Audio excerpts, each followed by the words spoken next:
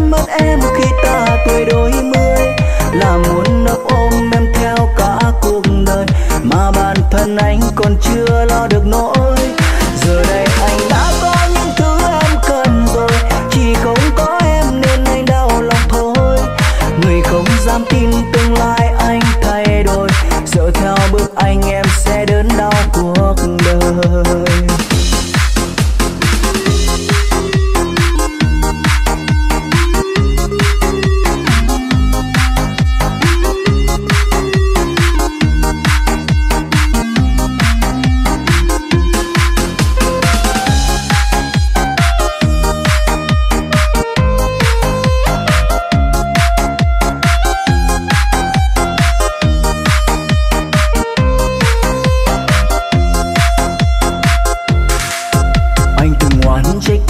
Rất nhiều, sao ngày ấy bỏ anh trong cô liêu. Anh từng nói với em rất nặng lời, sao ngày ấy để anh ôm chơi vơi. Giờ lớn hơn anh mới hiểu, ai cũng muốn cuộc sống không lo toan, vì lúc ấy anh quá xoan, em nào dám gửi phận cho anh mang. Sai lầm lớn nhất anh mang trong cuộc đời là đánh mất em khi ta tuổi đôi mươi, là muốn ấp ôm em theo cả cuộc đời, mà bản thân anh còn chưa lo được nỗi. Giờ đây anh đã có những thứ em cần rồi, chỉ không có em nên anh đau lòng thôi. Người không dám tin tương lai anh thay đổi, sợ theo bước anh em sẽ đớn đau cuộc đời. Sai lầm lớn nhất anh mang trong cuộc đời là đánh mất em khi ta tuổi đôi mươi, là muốn ấp ôm em theo cả cuộc đời, mà bản thân anh còn chưa lo được nỗi. Giờ đây anh đã có những thứ em cần rồi, chỉ không có em nên anh đau lòng thôi. Người không dám tin tương lai anh thay đổi, sợ theo bước anh em sẽ đớn đau cuộc đời.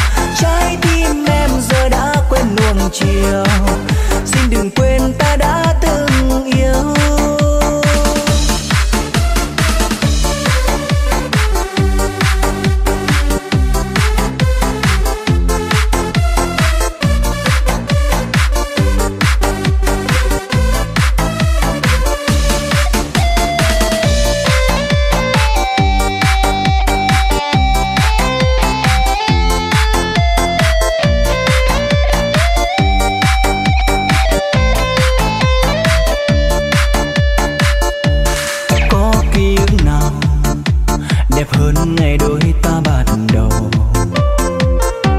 Có đớn đau nào nặng hơn ngày mình xa nhau? Có đôi mắt nào buồn hơn bờ mi em tuôn sầu? Có đắng cay nào bằng em vội vàng quá mau? Người đàn ông đang đi bên em là người như thế nào? Giờ người ta không yêu thương em, anh biết phải làm sao?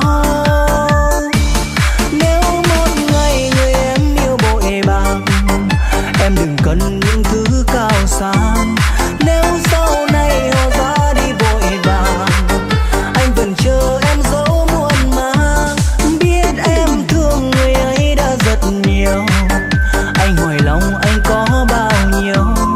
Trái tim em giờ đã quên nuông chiều, xin đừng quên ta đã từng yêu. Nếu một ngày người em yêu bội bạc, em đừng cần những thứ cao sang. Nếu sau này họ ra đi vội vàng, anh vẫn chờ em dấu muôn màng.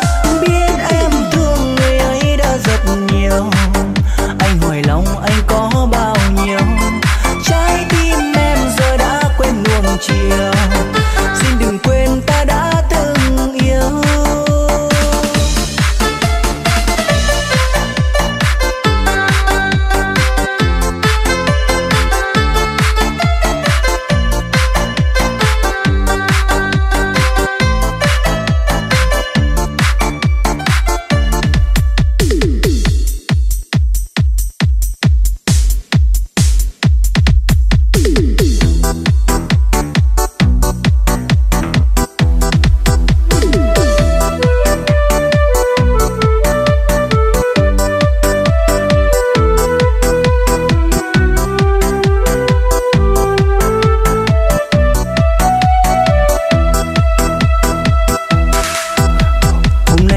Tâm trí rối bời, nhớ về một người ở nơi xa xôi.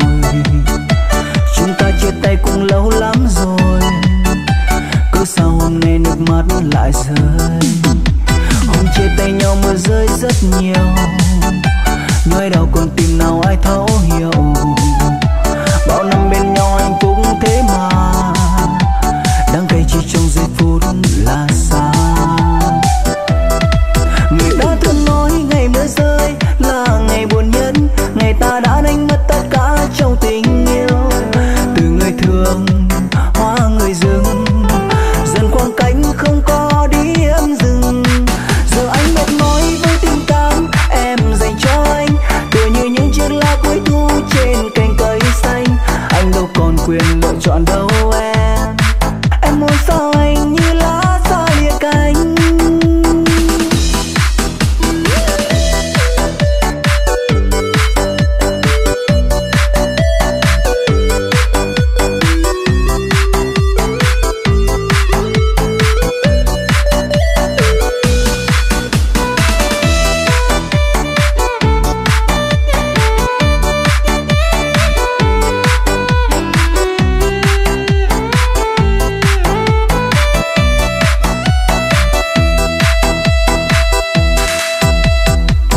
Rơi tâm trí rối bời, nhớ về một người ở nơi xa xôi.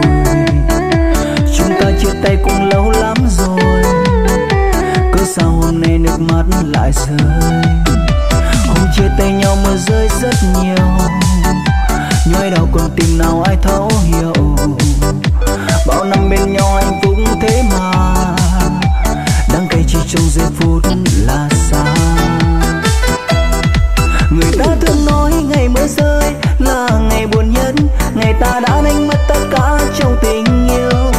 Từ người thường hóa người dưng, dần khoảng cách không có điểm dừng. Giờ anh mệt mỏi với tình cảm em dành cho anh, tựa như những chiếc lá cuối thu trên cành cây xanh. Anh đâu còn quyền lựa chọn đâu em muốn sao anh như lá xa lìa cánh. Người ta thường nói ngày mưa rơi là ngày buồn nhất, ngày ta đã đánh mất tất cả ngày thường hoa người rừng dần quang cánh không có điểm dừng. Giờ anh mệt mỏi với tình cảm em dành cho anh, tựa như những chiếc lá cuối thu trên cành cây xanh. Anh đâu còn quyền lựa chọn đâu em muốn sao anh như lá xa lìa cánh.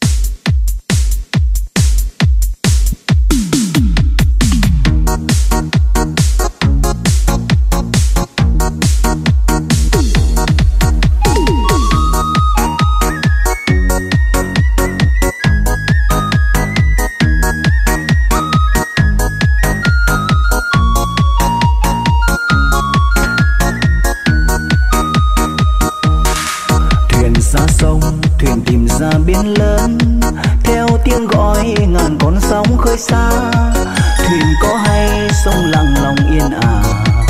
Vẫn đợi thuyền nhớ bến sẽ quay về, ngày em đi để mình anh đứng đó. Em có hay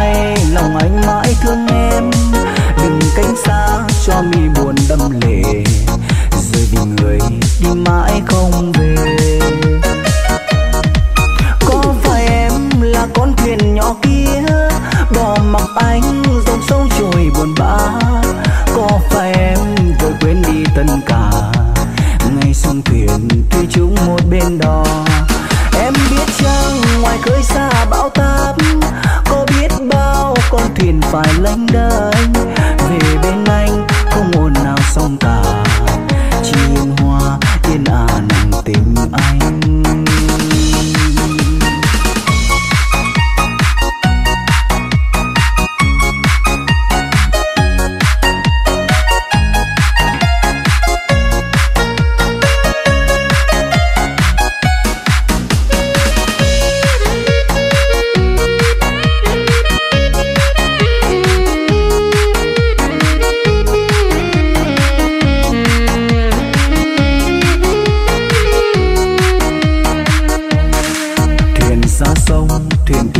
Biển lớn theo tiếng gọi ngàn con sóng khơi xa, thuyền có hay sông lặng lòng yên ả, vẫn đợi thuyền nhớ bến sẽ quay về.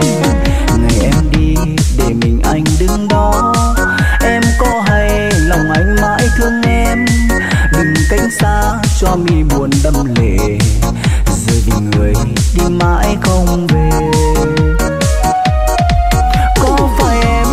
Con thuyền nhỏ kia bỏ mặc anh dòng sông trôi buồn bã, có phải em vội quên đi tất cả ngày sông thuyền thủy chung một bên đò. Em biết chăng ngoài khơi xa bão táp có biết bao con thuyền phải lênh đênh, về bên anh không ồn nào sóng cả, chỉ yên hoa yên ả nặng tình anh.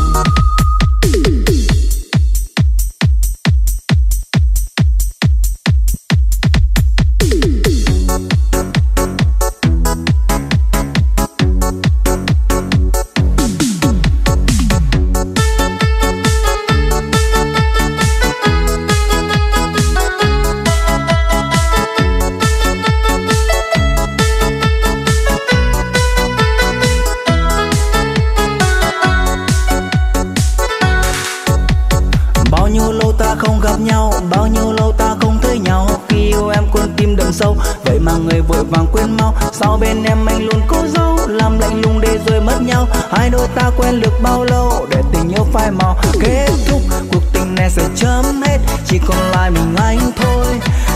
Với bao nhiêu tháng năm cuốn theo dần trôi, có lẽ chẳng còn gì ngoài nước mắt, yêu nhau chỉ làm thêm đau, cứ chia tay khiến ta bớt đau. Thật quá khó để quen được em sao, cứ thấy nôn nao nhớ đến cồn cao, quên đi được em anh vui sao, vẫn nhớ hoài khi con tim anh mệt nhoài. Tháng tháng ngày dài mong em trở lại, nếu muốn ta phải chia ly chấm hết làm gì, níu cao đường gì, ta nên đợi nhau thêm những phút, có lẽ sẽ giúp được cho hai ta không chờ đợi, dứt khoát một lời không ai phải buồn.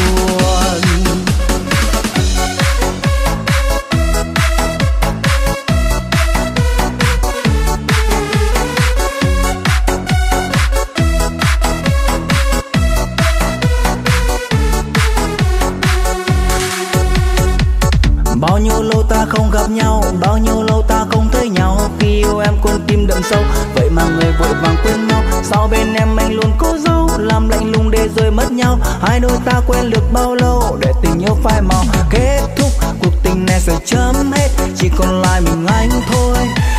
Với bao nhiêu tháng năm cuốn theo dần trôi, có lẽ chẳng còn gì ngoài nước mắt, yêu nhau chỉ làm thêm đau, cứ chia tay khiến ta bớt đau. Thật quá khó để quen được em sao, cứ thấy nôn nao nhớ đến cồn cao, quên đi được em anh vui sao, vẫn nhớ hoài khi con tim anh mệt nhoài. Tháng tháng ngày dài mong em trở lại, nếu muốn ta phải chia ly chấm hết làm gì, níu cao đường gì, ta nên đợi nhau thêm những phút, có lẽ sẽ giúp được cho hai ta không chờ đợi, dứt khoát một lời không ai phải buồn.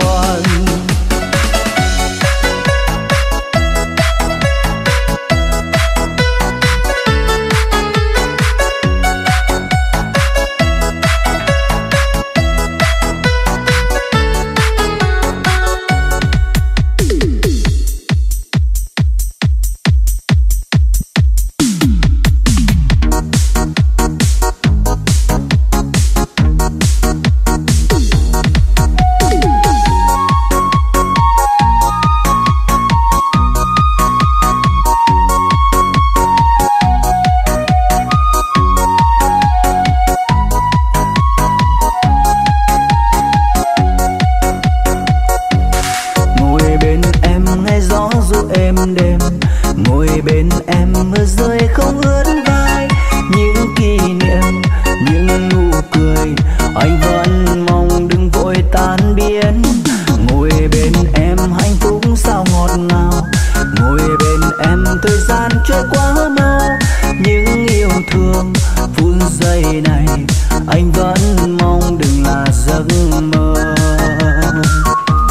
Ngồi bên anh ấm áp không rời xa nhé em, để vòng tay anh ôm lấy em bình yên, để anh mơ trong tình yêu của riêng đôi mình, đánh thức vội chỉ hơi em.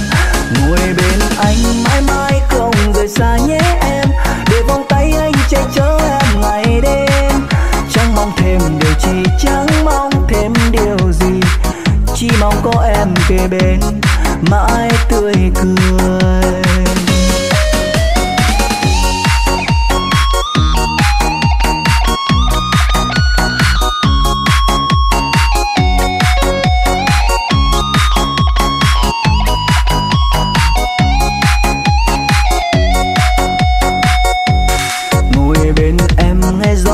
Êm đêm ngồi bên em mưa rơi không ướt vai, những kỷ niệm những nụ cười anh vẫn mong đừng vội tan biến. Ngồi bên em hạnh phúc sao ngọt ngào, ngồi bên em thời gian trôi quá mau. Những yêu thương phút giây này anh vẫn mong đừng là giấc mơ.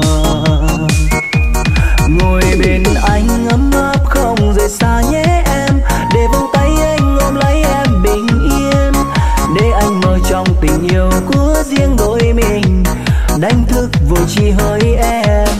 Ngồi bên anh mãi mãi không rời xa nhé em, để vòng tay anh che chở em ngày đêm. Chẳng mong thêm điều chi, chẳng mong thêm điều gì, chỉ mong có em kề bên mãi tươi cười. Ngồi bên anh ấm áp không rời xa nhé em, để vòng tay anh ôm lấy em bình yên, để anh mơ trong tình yêu của riêng đôi mình, đánh thức vội chỉ hơi em. Ngồi bên anh mãi mãi không rời xa nhé em, để vòng tay anh che chở em ngày đêm. Chẳng mong thêm điều chi, chẳng mong thêm điều gì, chỉ mong có em kề bên mãi tươi cười.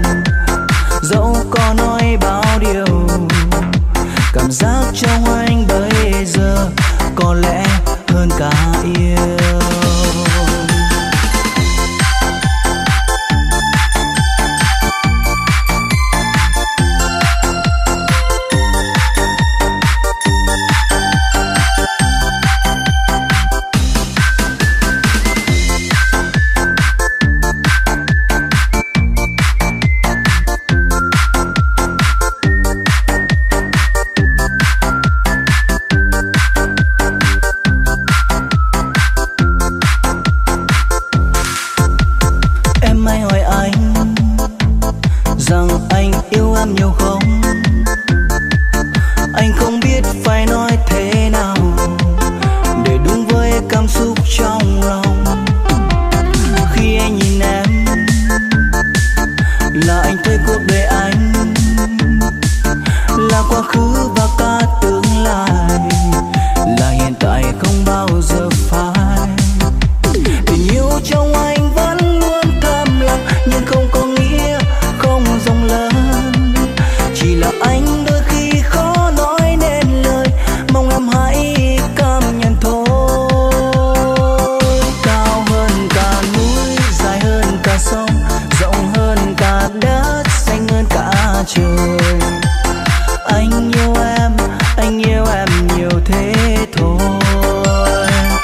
Vượt qua ngọn gió, vượt qua đại dương, vượt qua cả những áng mây thiên đường.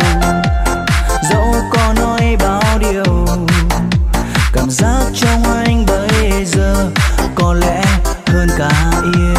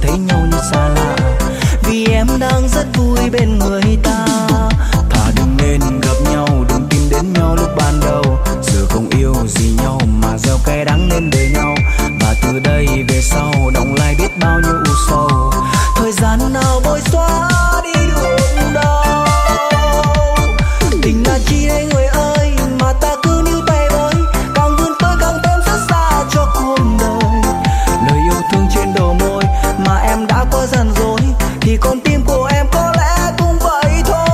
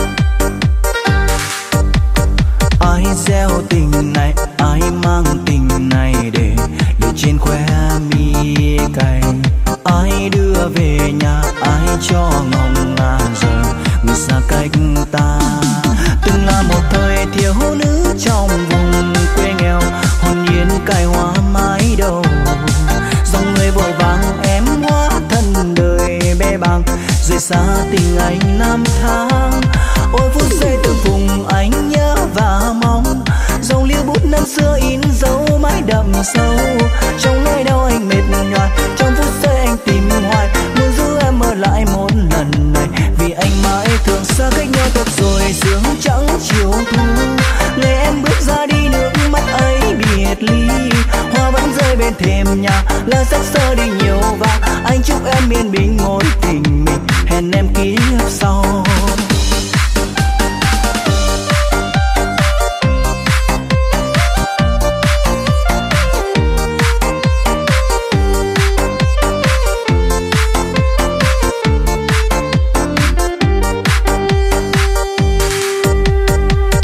Gieo tình này ai mang tình này để trên khóe mi cay, ai đưa về nhà ai cho lòng ngả giờ người xa cách ta. Từng là một thời thiếu nữ trong vùng quê nghèo, hồn nhiên cài hoa mái đầu, dòng người vội vàng em hóa thân đời bê bàng, rời xa tình anh năm tháng.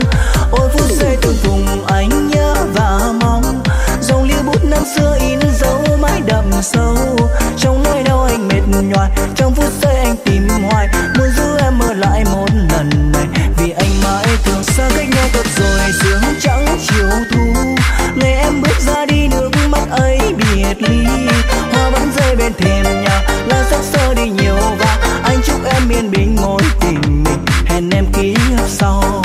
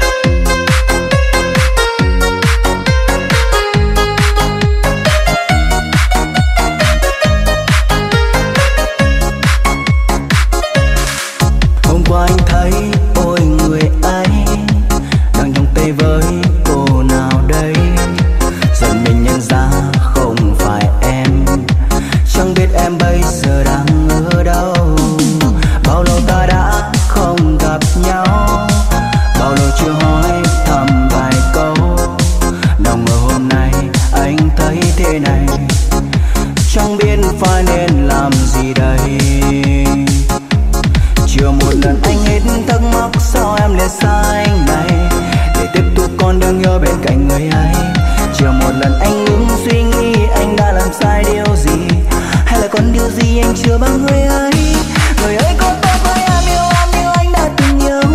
Người ấy có biết tình em hay tranh mong thích nên chiều. Anh nhớ em nhiều, anh nhớ em nhiều, sao để lòng mới bớt đi bao đêm mê mong. Người ấy có lối tiếng hay luôn khiến em đau buồn không. Người ấy có biết quý em hay yêu thương em thật lòng. Anh nhớ em nhiều, anh nhớ em nhiều, sao để lòng mới bớt đi nỗi buồn, nỗi đau trong lòng anh.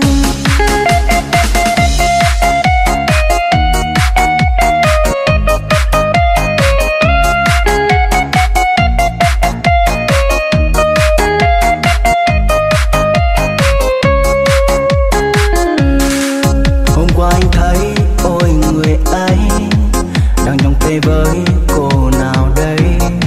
Giận mình nhận ra không phải em, chẳng biết em bây giờ đang ở đâu. Bao lâu ta đã không gặp nhau, bao lâu chưa hỏi thăm vài câu. Nào ngờ hôm nay anh thấy thế này, chẳng biết phải nên làm gì đây. Chưa một lần anh hết thắc mắc sao em để xa anh này, để tiếp tục con đường nhớ bên cạnh người ấy. Chưa một lần anh ngừng suy nghĩ anh đã làm sai điều gì, hay là còn điều gì anh chưa bằng người ấy.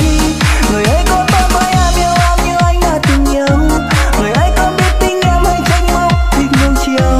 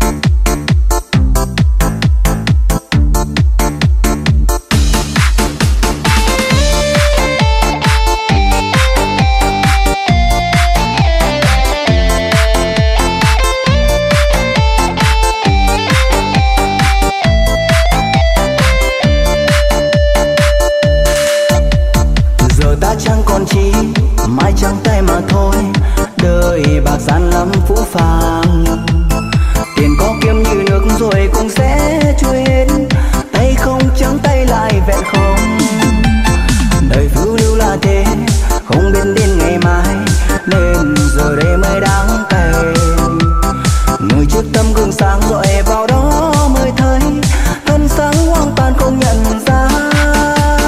Ta mang bao tội lỗi nên thân ta giờ đây kiếm sống không nhà không người thân. Ta mang bao tội lỗi người ơi ta đâu còn chi, xin hãy tránh xa kiếp đỏ đen.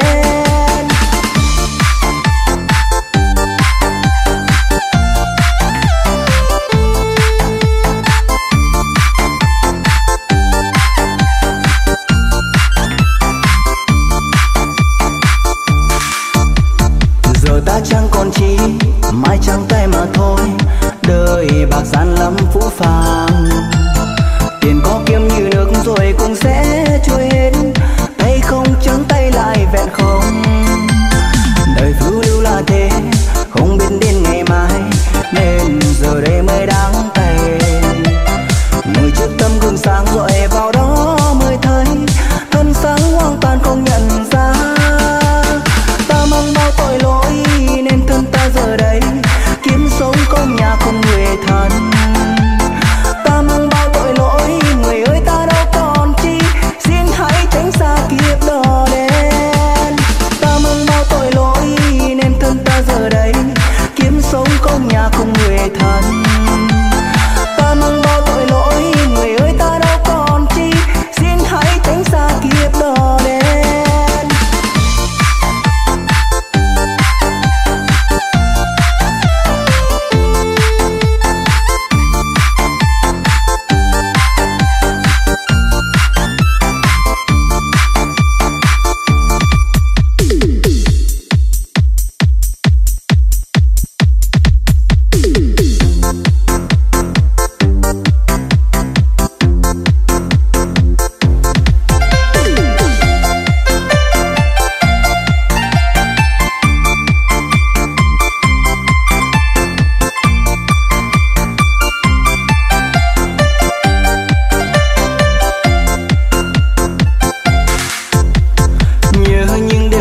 Ta ngồi tựa bên nhau, vòng tay anh ôm em thật lâu, ta đã trao nhau ước thề. Nhớ những giây phút em hứa em sẽ yêu trọn đời, mình anh thôi suốt đời mình anh thôi. Em đã từng nói cho dù đôi ta gặp sóng gió hay có màu tố ta vẫn không xa rời, mà giờ đây sao anh lẻ loi mong nhớ em suốt những đêm dài, lòng thao thức anh nhớ về ngày xưa. Anh muốn có em ở trong phút giây này, tại sao ta yêu nhau thế lại rời xa. Và cứ mỗi đêm anh nhớ lại ngày xưa ấy, em có biết anh đang thế nào không? Giọt nước mắt của anh không hề rơi bao giờ, mà sao cứ phải rơi vì em. Và nếu em có nghe những lời anh đang nói thì em hãy nhớ đến anh người nhé.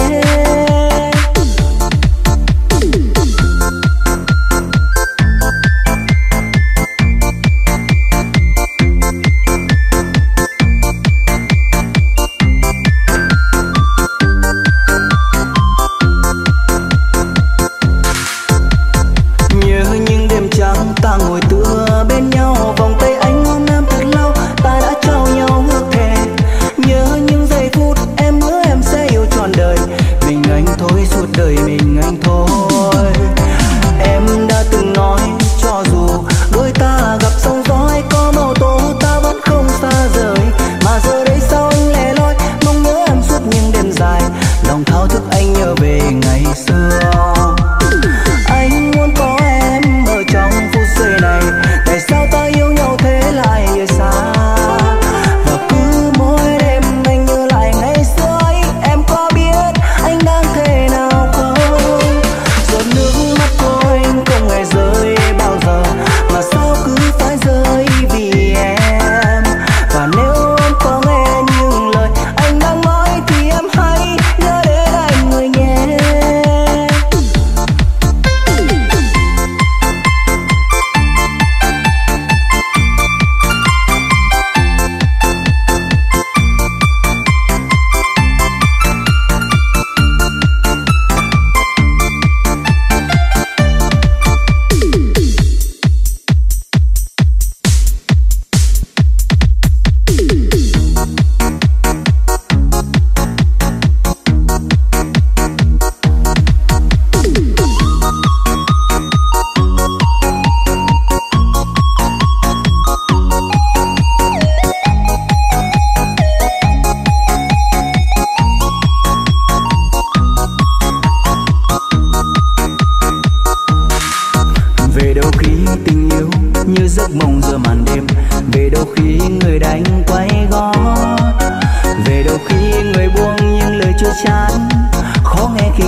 tâm xóa bao kỷ niệm. Tình đâu ai mà không dang dở mộng đẹp thành tiền, tình đâu ai mà không hối tiếc. Vậy mà em vui quên bao lời hẹn ước, để con tim khờ tôi đang chết trong từng ngày. Ngày xưa em thề làm chi, ngày xưa em thề làm gì, ngày xưa không yêu người tôi đâu phải đâu như ngày nay. Mà tôi yêu em nào hay, mà tôi yêu em nào biết trái tim tôi như người điên biết khóc. Lòng tôi đau trong làm đau, người đi quên biết lời thề. Giờ em đang vui cùng ai em có hay chăng tình tôi. Ngày xưa chưa yêu vội tin, bờ môi em ngọt như tiếng tình bên tai, bởi quá tin lời gian dối.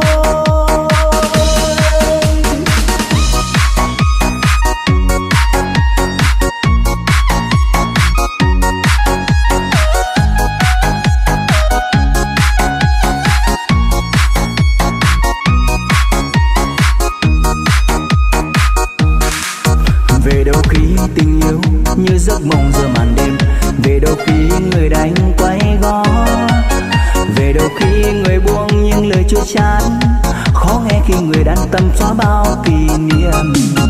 Tình đâu ai mà không dang dở mộng đẹp thần tiên, tình đâu ai mà không hối tiếc. Vậy mà em vui quên bao lời hẹn ước, để con tim khờ tôi đang chết trong từng ngày. Ngày xưa em thề làm chi, ngày xưa em thề làm gì, ngày xưa không yêu người tôi đâu phải đâu như ngày nay. Mà tôi yêu em nào hay, mà tôi yêu em nào biết trái tim tôi như người điên biết khóc. Lòng tôi đau trong làm đau, người đi quên biết lời thề. Giờ em đang vui cùng ai em có hay chăng tình tôi. Ngày xưa chưa yêu vội tin, bờ môi em ngọt như tiếng tình bên tai, bởi quá tin lời gian dối. Ngày xưa em thề làm gì, ngày xưa không yêu người tôi đâu phải đâu như ngày nay. Mà tôi yêu em nào hay, mà tôi yêu em nào biết trái tim tôi như người điên biết khóc. Lòng tôi đau trong làm đau, người đi quên biết lời thề. Giờ em đang vui cùng ai em có hay chăng tình tôi. Ngày xưa chưa yêu vội tin, bờ môi em ngọt như tiếng tình bên tai, bởi quá tin lời gian dối.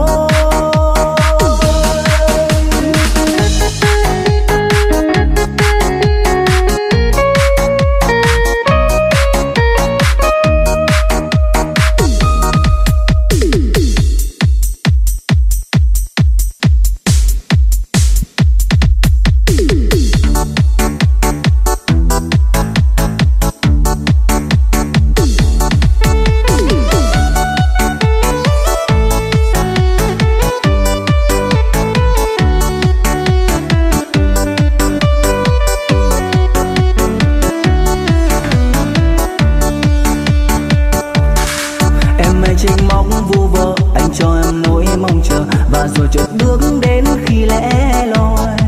Yêu em như thế sao, cũng như sóng cuộn trào. Bên em hôm nay mà mãi chỗ nào. Sao ta không hiểu cho nhau, anh yêu em cũng vô bờ. Đời chờ lạc bóng thấy như cút côi.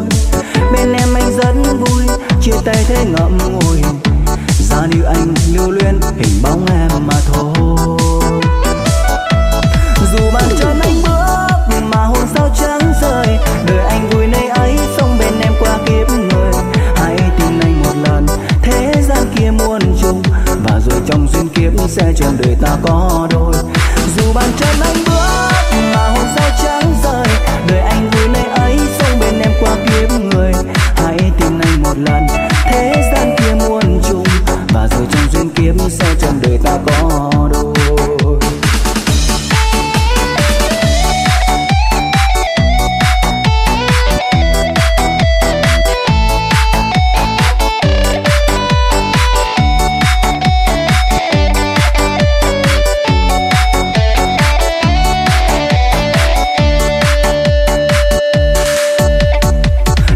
Trách móc vu vơ, anh cho em nỗi mong chờ, và rồi chợt bước đến khi lẻ loi. Yêu em như thế sao, cũng như sóng cuộn trào. Bên em hôm nay mà mãi chỗ nào. Sao ta không hiểu cho nhau, anh yêu em cũng vô bờ. Đời chờ lạc bóng thấy như cút côi. Bên em anh rất vui, chia tay thế ngậm ngùi, ra như anh lưu luyến hình bóng em mà thôi. Dù bàn chân anh bước mà hồn sao trắng rời, đời anh vui nơi ấy sống bên em qua kiếp người.